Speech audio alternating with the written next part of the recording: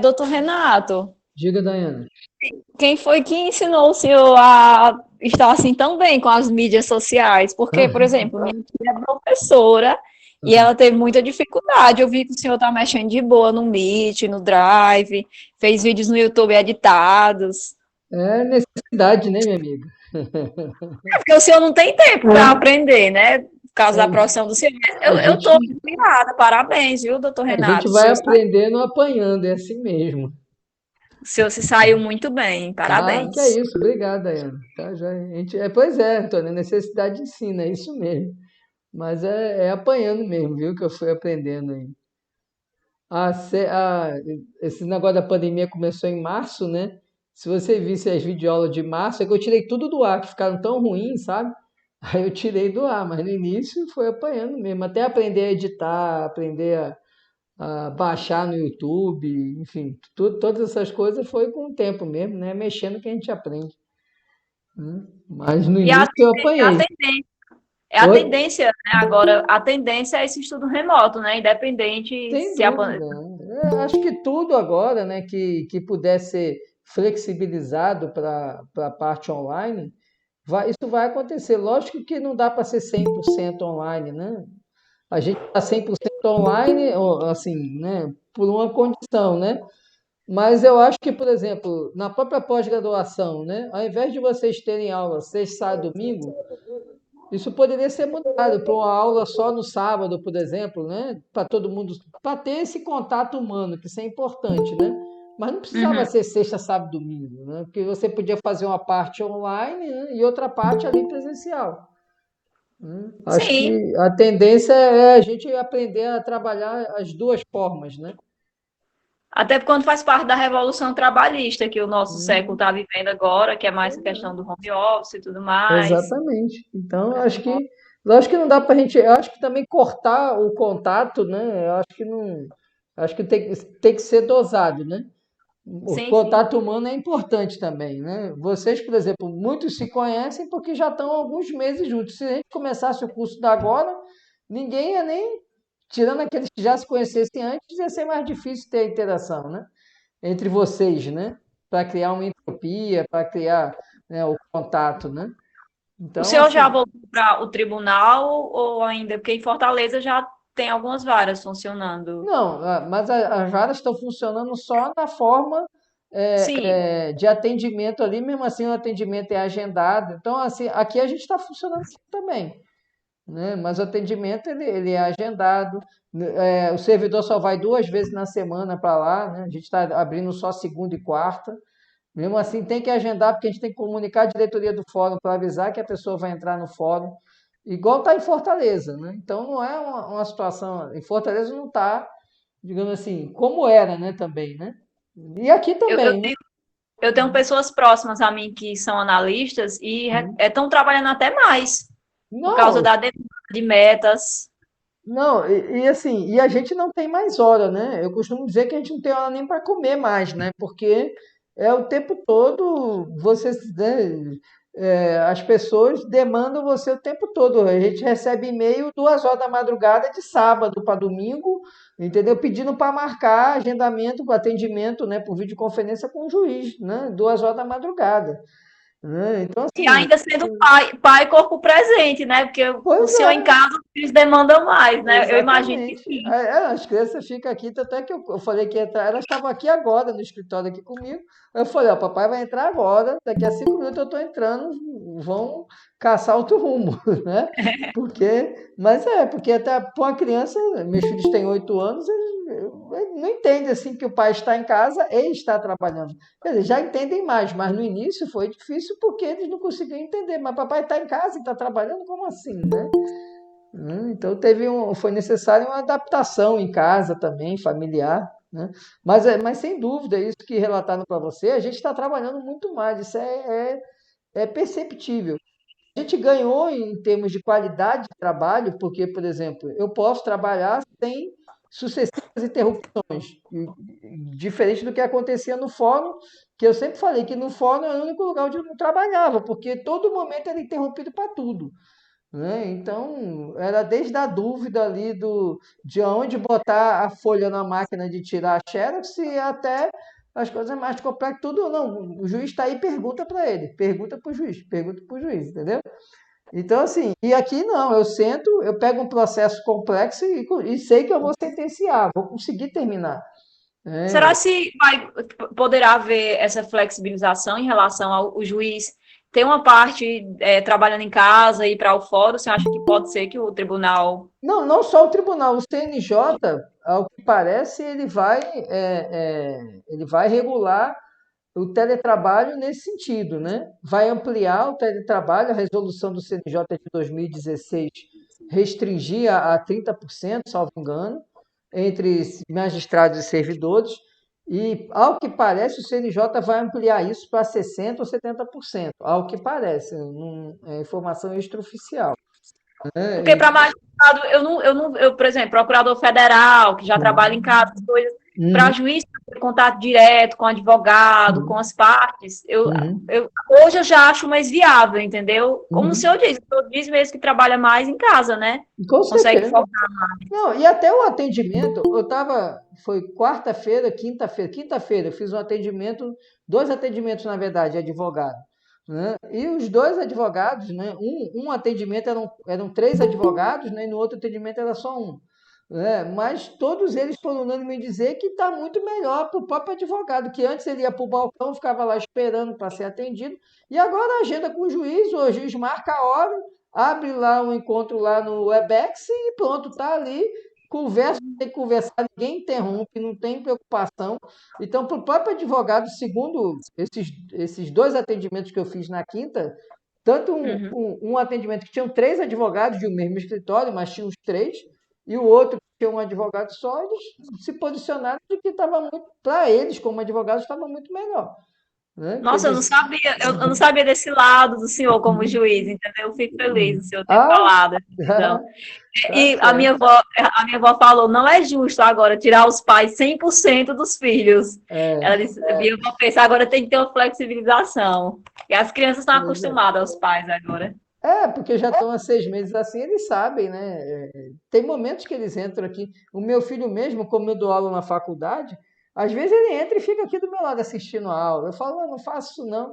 Eu tento, né? Mas eu também não sou muito rigoroso, não. Entrou aqui, está aqui assistindo, não atrapalhando. Às vezes ele fica do meu lado aqui assistindo. Deixa, né? Eu deixo.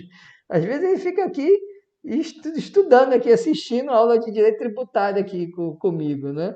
E outras aulas que eu dou também, enfim, outras atividades que eu tenho, ele entra e fica aqui e assiste, né? A minha filha nem tanto, mas o menino, ele entra, fica aqui e assiste. Se deixar, ele fica 1 hora, assiste a aula inteira, assiste mais que os alunos.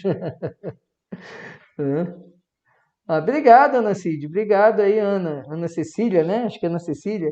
Obrigado por ter sido o melhor módulo online aí. Que bom, fico feliz que, né, a intenção era ajudar vocês. Cecília, né? Porque tá Ana Cecília, Ana Cecília. Tá bom, obrigado aí. Obrigado aí pelos elogios, tá? Mas é isso daí. Eu também estou aprendendo. Né? A gente vai aos poucos aprimorando, vai descobrindo uma coisa ou outra, vai pesquisando. Hoje na internet a gente acha tudo, né?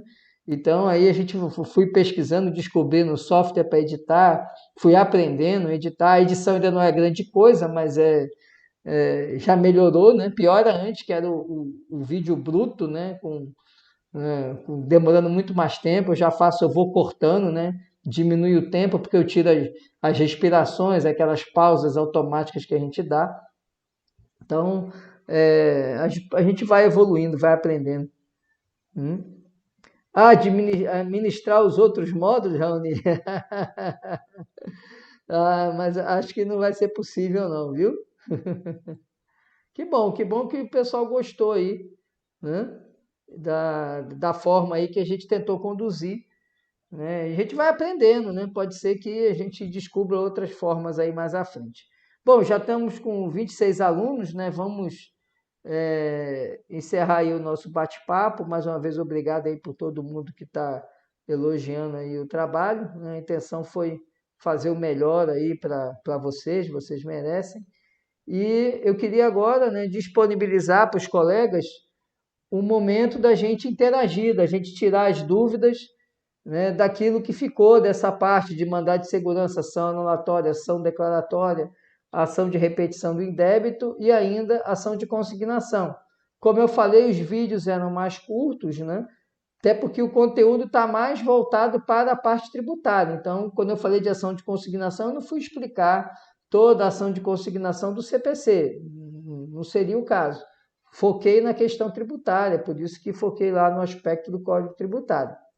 E aí fiquem à vontade, quem quiser fazer uso da palavra para formular pergunta, estaremos aí prontos para tentar discutir e resolver as dúvidas.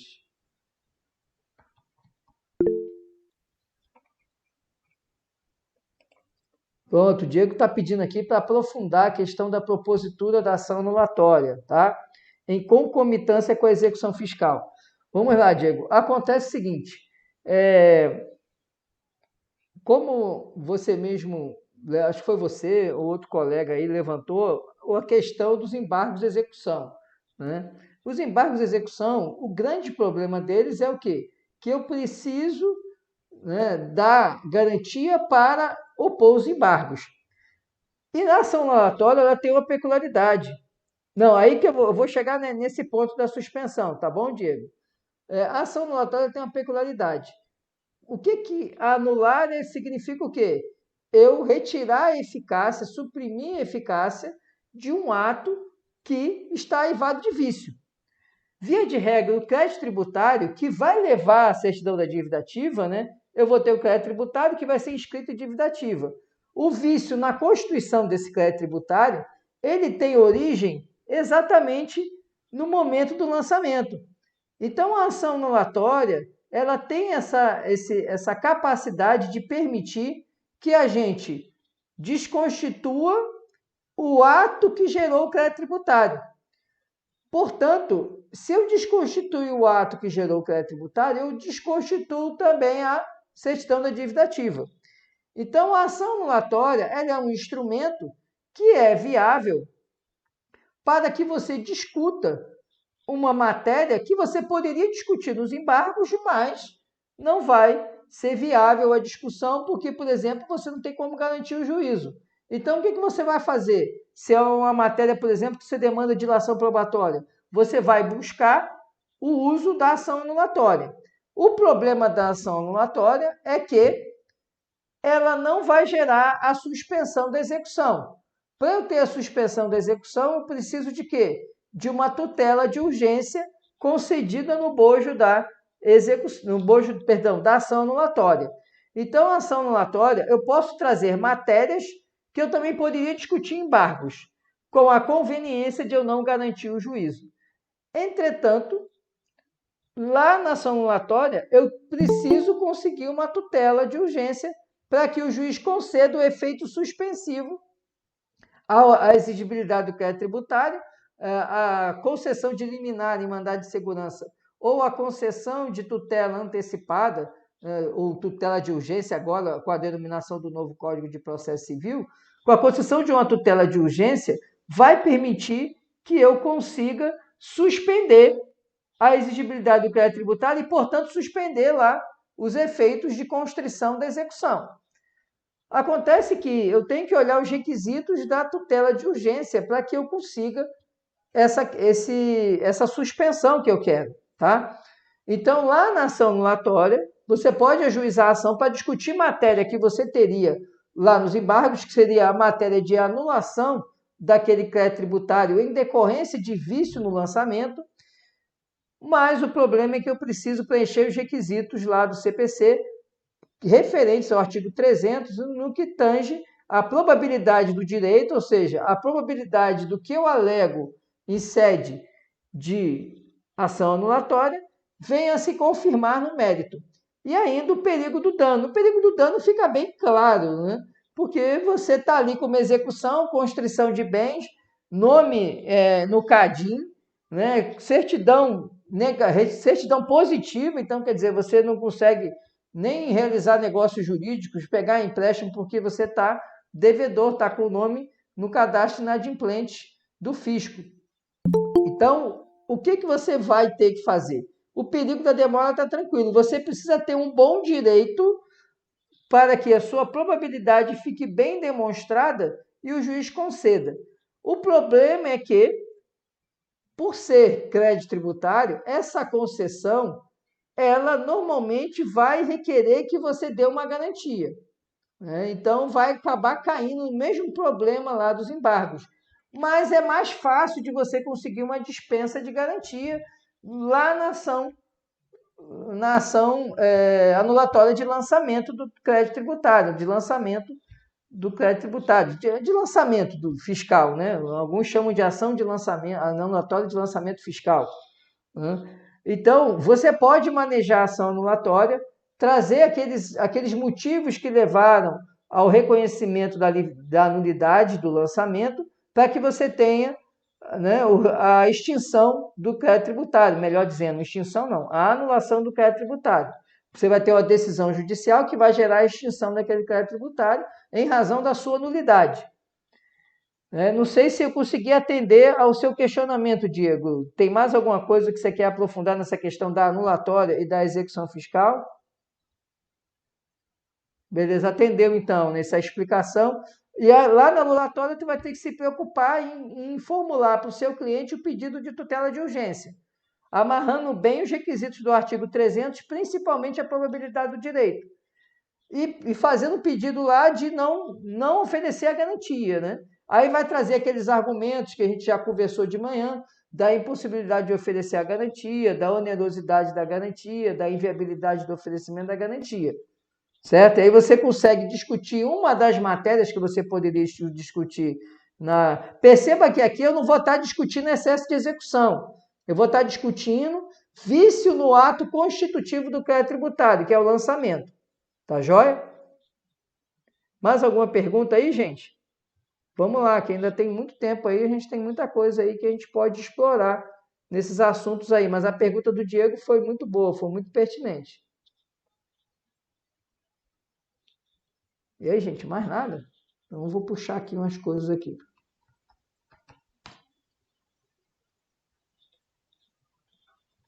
Deixa eu ver aqui alguns pontos que eu... Essa questão da anulatória é interessante. Outro ponto importante, né? Assim... Ah, tá, tudo bem, Daiane. Tá, mas a Natasha, diga para ela que ela já está com presença e que mesmo assim eu vou gravar, já está sendo gravado, eu estou gravando aqui no OBS e depois eu vou jogar lá na plataforma. Se ela não conseguir entrar, depois ela assiste aí as dúvidas, tá bom? Mas diga para ela que inclusive a presença dela aqui já está lançada, tá joia, Daiane? Outra questão aqui que eu queria aproveitar é diferenciar bem a ação declaratória da ação anulatória, tá? A gente viu que na ação anulatória eu já tenho um ato administrativo, que é o ato do lançamento, que é, na verdade, um lançamento, um procedimento, perdão. O lançamento é um procedimento, ele tem natureza jurídica de procedimento. E a gente viu que esse lançamento, o meio de desconstituir ele vai ser a ação anulatória, tá? Na ação declaratória, em geral, eu ainda não tenho um lançamento efetuado. Ou eu quero o reconhecimento de uma relação jurídica, de uma situação jurídica que vai obstar que a fazenda concretize o lançamento. Por exemplo, reconhecimento de uma isenção. Reconhecida a isenção, fica excluído o crédito tributário. Então, o fisco não vai poder lançar aquela obrigação e constituir um crédito tributário, porque eu tenho o benefício reconhecido judicialmente da isenção. Imunidade, a mesma coisa, reconhecimento de imunidade, reconhecimento de inexistência da própria relação jurídica obrigacional, ou seja, o Estado juiz declarar que o seu cliente não praticou o fato gerador. Tá joia? Diga aí, Daiane. Ah, tá joia, Daiane, sem problema. Se eu não me engano, você já está aqui com a presença também, viu? Então, fique tranquila. Tá? E depois, qualquer coisa, você assiste a aula depois, tá bom? A videoaula aí gravada aí, que eu daqui a pouco, assim que terminar, eu preparo e coloco lá no portal e disponibilizo o link amanhã. Mas se você entrar pelos outros links, vai achar ela. Valeu, Daiane. Tudo de bom aí. Bom, gente, então, como eu estava dizendo, a ação declaratória, ela ela tem essa finalidade de ou obstar a ocorrência de um lançamento, ou então ter reconhecido a situações que não vão gerar a tributação, que não vão gerar a obrigação tributária, né? Por exemplo, na substituição tributária, reconhecer que o indivíduo ali, que a empresa não detém a legitimidade como substituta tributária, ou seja, não teria que recolher o imposto destinado que seria do destinatário da mercadoria. Então, isso tudo vai ser manejado numa ação declaratória. E preciso lembrar também que muitas vezes você vai ter vários pedidos cumulados, tá? Então, você pode ter uma ação anulatória que você cumule o pedido declaratório. Às vezes você já vai ter o lançamento efetuado, mas você, na verdade, era isento. Então, o que você vai fazer? Você vai entrar com a ação anulatória e declaratória. Declaratória de que você detém isenção e anulatória daquele lançamento, porque, na verdade, o crédito tributário tem que ser excluído. Certo? Então, apesar da gente tratar como ações autônomas, normalmente eu tenho pedidos cumulados. Tudo isso que a gente está vendo, tirando o mandado de segurança, que é uma ação especial, mas ação de consignação em pagamento. Eu posso ter uma consignação em pagamento e uma anulatória, num único procedimento, numa única ação. Tá? Eu trago uma consignação para poder obstar o efeito da mora e peço a anulação daquele lançamento. Tá? Então, embora a gente tenha tratado essas ações como ações estanques, tá?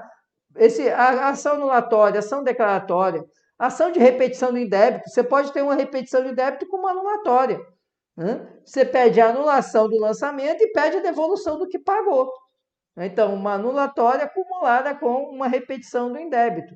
Tá? Não, você não vai ter isso aonde? Lá no embargos, que o embargos ele tem uma finalidade específica, que é desconstituir aquela certidão de dívida ativa para que você leve à extinção da execução. Exceção de pré-executividade também, ela é um incidente lá do processo de execução fiscal. Tá bom?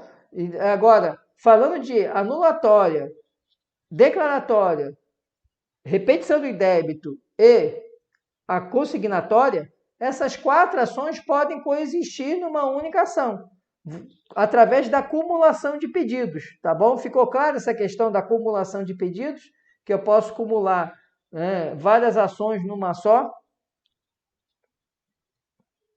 Acho que ficou, né? A galera não se manifestou. Então, deixa eu ver outro aspecto aqui que eu queria. Beleza, João Vitor, obrigado aí. Deixa eu ver outra questão que eu queria enfatizar, era essa questão da acumulação dos pedidos. Pronto, lá mesmo na ação anulatória eu dei uma pincelada sobre essa questão da tutela de urgência, né, do preenchimento dos requisitos do artigo 300, que geraria suspensão, a gente comentou isso. Deixa eu ver aqui o que mais aqui que a gente poderia reforçar ou aprofundar. Da ação declaratória eu já expliquei o alcance dela. Deixa eu dar uma passada aqui.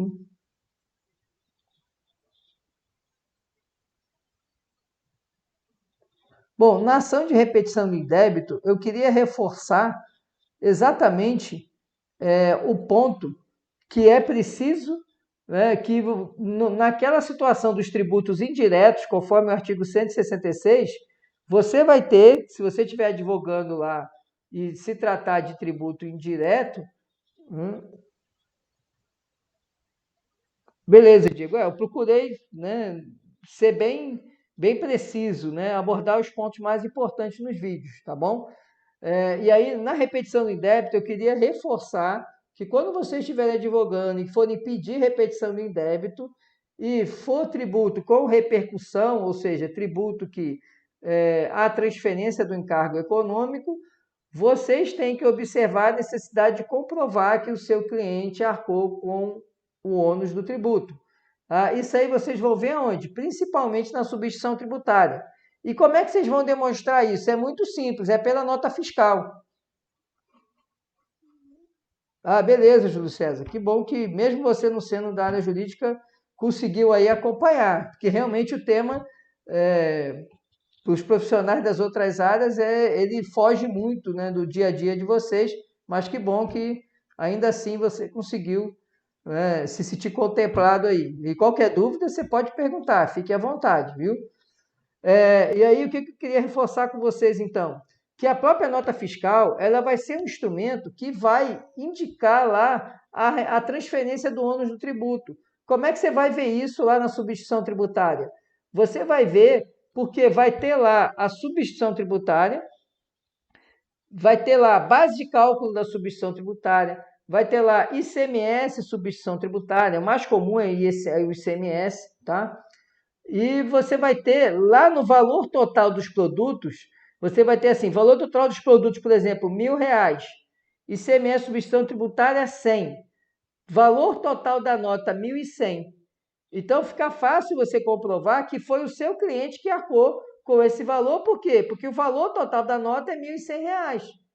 Né? E aí você pode até juntar, geralmente vem a fatura que ele vai pagar, né? E vai ter a fatura lá no valor de 1.100. Então foi seu cliente que arcou com o ônus do tributo, tá joia?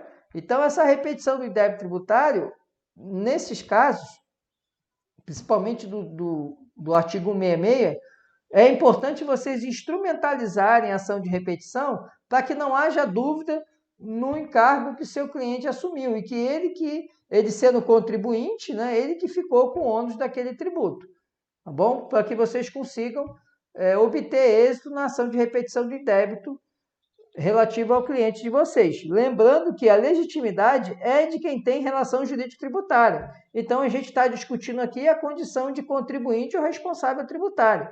O contribuinte de fato, né, que é o consumidor final, a gente não tem que se preocupar com ele. Vocês só vão ter isso aí lá nas ações em que tratar de tributos relativos à energia elétrica, como o caso lá do ICMS e da cobrança do DUSH, né, que é o custo da distribuição e o custo de transmissão, né, que se discute se eles têm que integrar ou não a base de cálculo do ICMS, que é a questão que está no STJ aí, aguardando a decisão em repetitivo. Tá? Então, mas fora essa questão da energia elétrica, lembrar que o consumidor final não vai dar para discutir isso aí. Tá bom? Então, quem vai discutir é quem tem relação jurídico-tributária. Tá? E aí, onde é que vocês vão encontrar essa prova? Exatamente na nota fiscal. Observe a nota fiscal, vejam que o valor do tributo ele está ali dentro do valor da nota, ou ele, no caso da substituição tributária, ele vai estar em separado, ele não vai entrar no valor do produto, mas ele vai somar no final do valor da nota. E aí vocês têm prova para convencer do direito à repetição do débito tributário. Nas outras situações de pagamento indevido, isso é mais tranquilo. Ou que você vai querer anular o crédito tributário, vai querer receber, aí não tem essa discussão. Isso é mais complexo quando você entra na questão da substituição tributária. Tá certo? E aí, gente, mais alguma pergunta?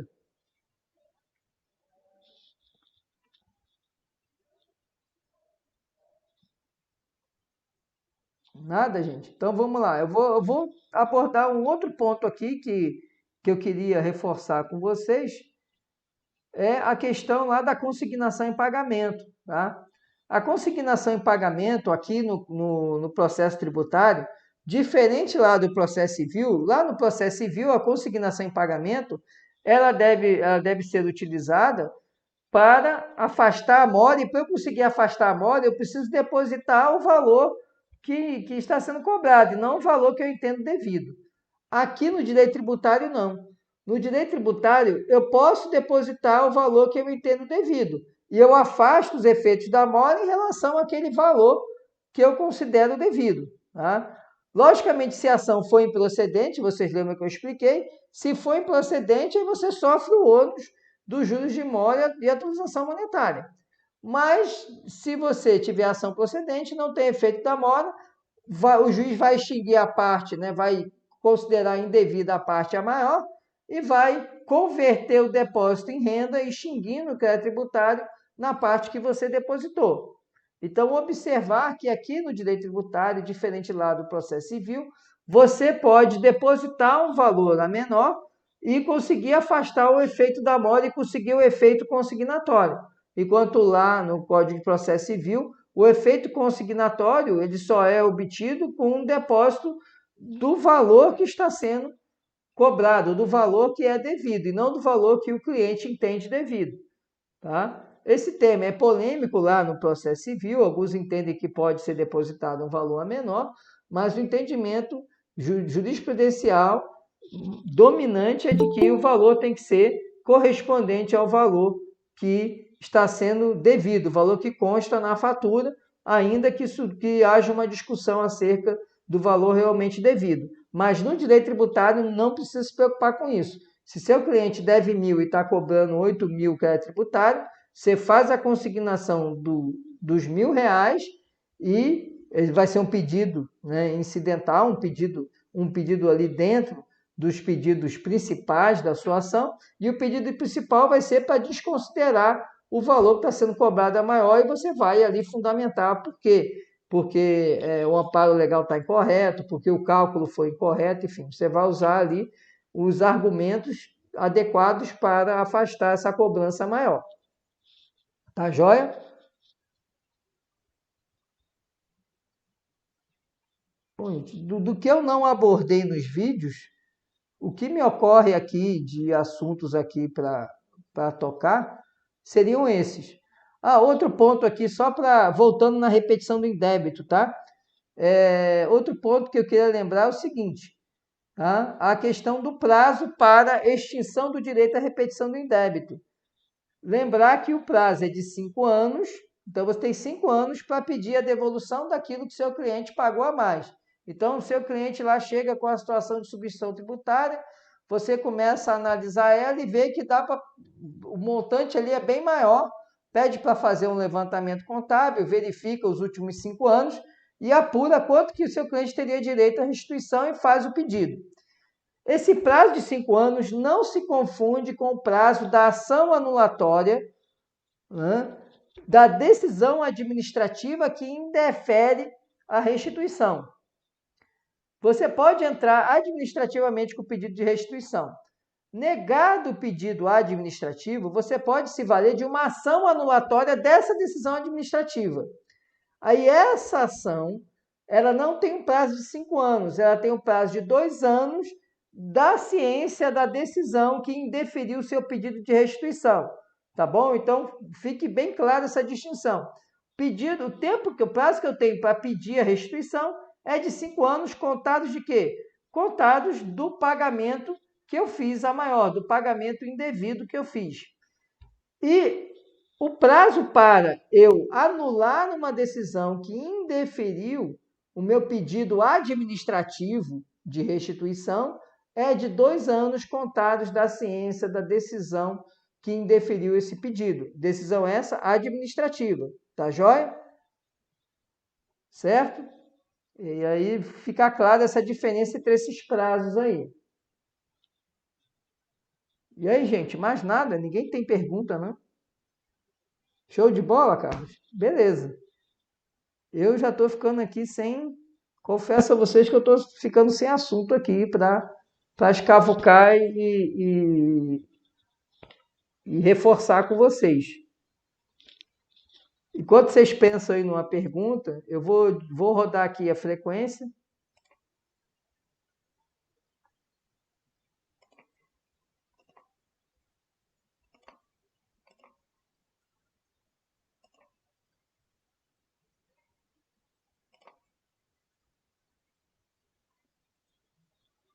Pronto.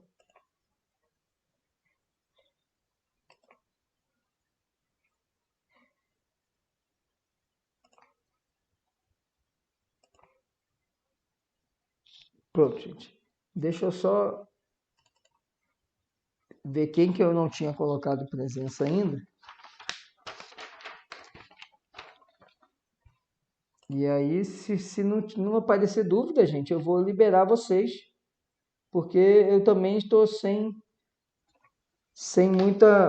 muito assunto mais aqui. Eu já dei uma vasculhada aqui e os pontos assim que eu considero importantes seriam esses, né? Cícero Jonas está por aí? Não, né? Quem eu não chamar, gente, é porque já está com presença, viu?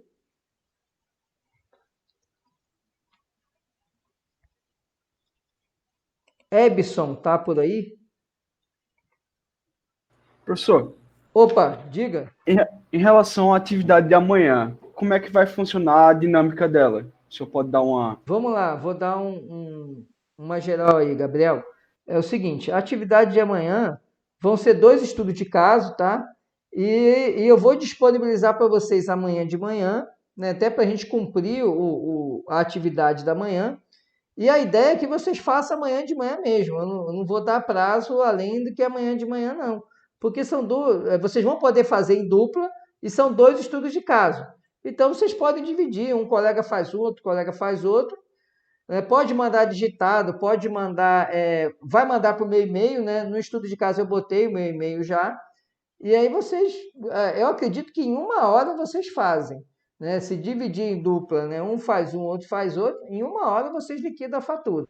Professor, no caso, teria algum Diga. problema de ser em trio? Já tem uns 3, 4 módulos que a gente está fazendo sempre em trio. Aí tá Rapaz, até os grupos formados. mas Aí só o tem senhor já 2 estudos de estaria. caso, como é que vai fazer trio? Vai sortear que quem está dispensado, é isso? Ah, todo mundo faz, professor. Todos podem fazer. Vou fazer o seguinte, Gabriel, excepcionalmente em trio no máximo. O Carlos até riu, né, Carlos? Tranquilo, professor. O Excepcionalmente. senhor é Ou então 10. eu posso fazer assim, ó, a gente aumenta, eu boto mais o estudo de casa e fica 3, né não? Não, não, não, não, professor. 2 tá bom. Porque Não, assim, beleza, geralmente, a gente faz todo mundo assim. faz. Todo Aham, mundo estuda junto e a gente faz junto. Assim, não é certo. porque. Não, tudo bem. Já me convenceu, Gabriel. Não provoca o relator para ele mudar o voto, não. O relator já deu um voto favorável, certo? E aí vamos fazer assim. Então eu vou deixar fazer em trio, tá bom? E aí vocês fazem amanhã de manhã mesmo e mandam para o meu e-mail. Aí eu vou liberar. Quem quiser fazer, imprimir, fazer a caneta, tudo bem. Quem não quiser, quem quiser fazer digitado, faz digitado e envia para o meu e-mail. E aí vocês já ficam livres, porque se eu deixar prazo, aí ninguém vai querer fazer de manhã. Aí quando chega no prazo que eu der, na véspera, é aquela enxurrada de gente pedindo para aumentar o prazo. Então é melhor amanhã já tem a aula, já vai estar com esse compromisso. Então vocês se reúnem aí virtualmente, né? Divide as tarefas, um pesquisa, o outro vai redigindo. E em 1 hora no máximo vocês conseguem se desvencilhar dos estudos de caso, viu? Não são estudos de caso complexos, não. Tá? Eu tenho certeza que em 1 hora, no máximo 1 hora e meia, quem for muito caprichoso, né? Quem quiser tirar aquele 10 bonito com estrelinha em volta, aí vai gastar 1 hora e meia. Né? Então, é bem tranquilo. E é dentro do que a gente conversou. Os 2 estudos de caso vão estar abordando situações que a gente conversou aqui até exaustivamente aqui na aula. Tá? Tanto na videoaula como até as 2 situações eu também abordei ela aqui durante o nosso encontro virtual aqui. Então não se preocupem com essa atividade amanhã. E aí, qual que vai ser a nossa rotina amanhã? 8h30 a gente encontra, né? Eu vou já dar a orientação, vou liberar o arquivo para vocês lá no Drive, né? E coloco o link também no chat aqui. Vocês vão entrar, baixar o arquivo, redigir e enviar para o meu e-mail. Aqui no própria tarefa eu vou colocar o meu e-mail, eu já falei aqui, mas eu de qualquer forma na tarefa eu coloquei lá o e-mail para onde vocês vão enviar. E aí fica superada essa questão da atividade amanhã. Deixa eu só terminar de conferir aqui. Francisco Edmilson. Beleza? Tá, jóia?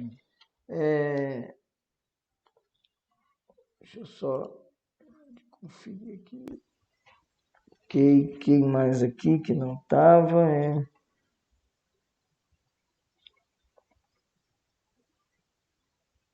Josualdo, tá por aí? Acho que eu vi o Josualdo entrando, né? Ele não apareceu aqui na lista, mas eu acho que eu vi ele entrando.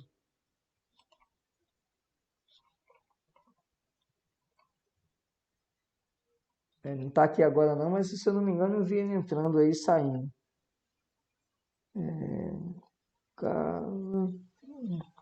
Estou só conferindo aqui a lista, gente. E aí, enquanto isso, se alguém tiver pergunta, né, a gente vai aí ficando disponível. Tibério, apareceu aí, não? né? Me comentaram que ele tinha, né, saído do curso, né? Eu fiquei com a impressão que tinha visto ele ontem, mas acho que eu confundi o nome dele com alguém. Bom, então aqui o resto está todo mundo com presença, são só mesmo os alunos que não compareceram em nenhuma das aulas, né? O restante está com presença. Bom, ninguém tem pergunta mais não, gente? Se não tiver, eu também já encerrei aqui os assuntos que eu queria abordar, tá? Então eu vou encerrar a aula, tá? Agradeço a todos aí, tá? Ah, promoção de livro no shopping, beleza, Daiane, né? Aproveitar aqui quando acabar a aula, né? Vamos para lá. Bom, então muito obrigado a todos, uma boa tarde, né? Um bom resto de sábado, tá bom? E amanhã às 8h30 a gente se encontra para poder finalizar o nosso estudo do final de semana e aí eu passar a atividade de vocês, tá certo? Que aí vai passar a ser em trio, não vai ser mais em dupla, né? Vai ser em trio, tá joia? Ah, não, eu não vou liberar hoje, senão amanhã não aparece ninguém, tá bom? Tá, Raoni? Aí, senão, aí ninguém aparece amanhã e eu preciso estar presente com vocês numa atividade amanhã, tá certo? Então, por isso que eu não vou liberar hoje, tá bom? Amanhã, 8h30, a gente se encontra, eu libero a atividade, vocês fazem e ficam livres de mim, tá bom? Muito obrigado aí, bom resto de sábado e até amanhã, tá joia? Um abraço aí, gente.